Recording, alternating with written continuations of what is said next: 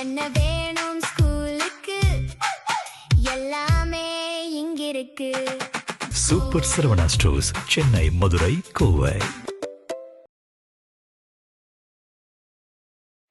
உதயசூரியன்ல போட்டியிட்ட 2 மதிமுக எம்எல்ஏக்கள் ராஜினாமா செய்ய முடிவு. திமுகவுக்கு பெருத்த ஷாக்.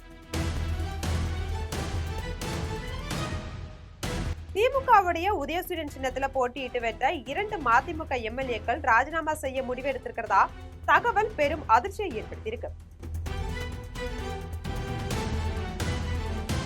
என்ன நடந்தது விரிவா பார்க்கலாம்.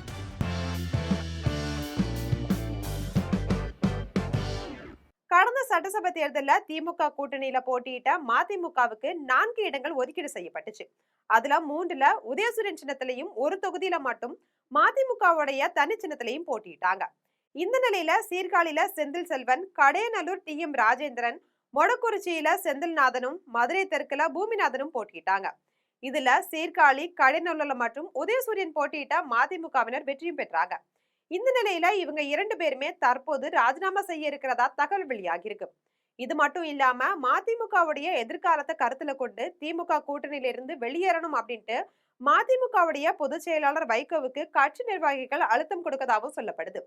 திருச்சி கிழக்கு தொகுதி மக்களுக்கு நன்றி சொல்ல திருச்சி வந்திருந்த முதல்வர் விஜய MP என்கிற முறையில துரை வைகோ சந்திச்சு பேசியிருந்தாங்க. அந்த சந்திப்புக்கு பிறகு நடந்த செய்தியாளர் சந்திப்புல துரதிருஷ்டவசமா திமுக சின்னத்துல போட்டியிட்டோம்.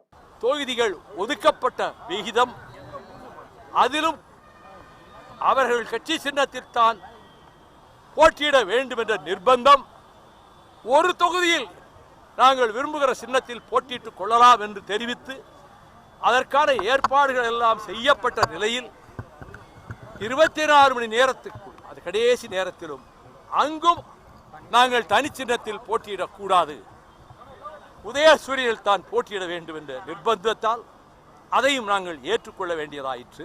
இனி நாங்க தனி இயக்கம் உதயசூரியன் சின்னத்துல நின்றாதா எங்களால தாவேகாவுக்கு ஆதரவு தர முடியல. மாநிலத்துல ஜனாதிபதி ஆட்சி வந்துடக்கூடாதுன்ற நோக்கத்துல இடதுசாரி போன்ற கட்சிகள் தாவேகாவுக்கு ஆதரவு அளிச்சிருந்தாங்க. மற்றபடி வேறு எந்த முடிவும் நாங்கள் எடுக்கவில்லை. அவசரப்பட்டு எந்த முடிவும் எடுக்கவும் மாட்டோம். பொதுக்குழுவிலே ஆற அமர எல்லோருடைய கருத்துக்களும் பரிமாறப்பட்டு அதற்கு பிறகுதான் எதிர்காலம் தேர்தல் வரும்போதுதான் தேர்தல் கூட்டணி பற்றி பேசவும். இதுல எந்த தவறும் கிடையாது. தமிழ்நாட்டு மக்கள் எந்த ஒரு கட்சிக்கும் தனி பெரும்பான்மை அளிக்காவிட்டாலும் தாவேகா தனிப்பெரும் கட்சியா உருவெடுத்திருக்கு.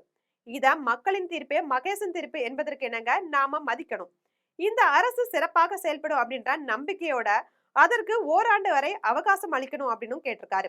இது மட்டும் இல்லாம அரசு ஏதேனும் தவறளிக்கும் பட்சத்துல கூட்டணியில் இருக்கும் கட்சிகளோ அல்லது எங்களை போன்ற வெளியில இருக்கும் இயக்கங்களோ தாராளமா கண்டனங்களையும் கருத்துக்களையும் பதிவு செய்யலாம்.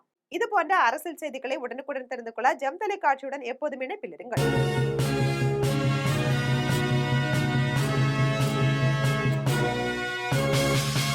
என்ன வேணும் ஸ்கூலுக்கு எல்லாமே இங்கிருக்கு. Super Saravana stores, Chennai, Madurai, Kovai.